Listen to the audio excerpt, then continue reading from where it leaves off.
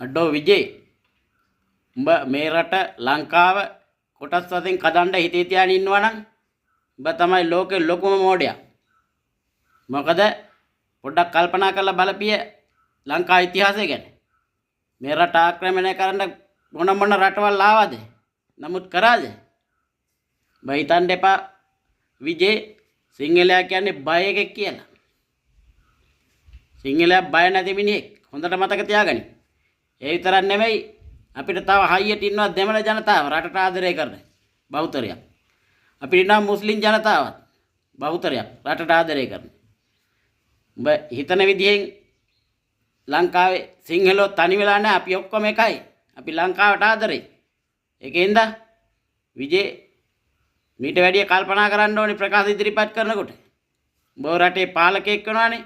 ඒකෙන්ද කල්පනා කරලා ප්‍රකාශ ඉදිරිපත් කරපන්.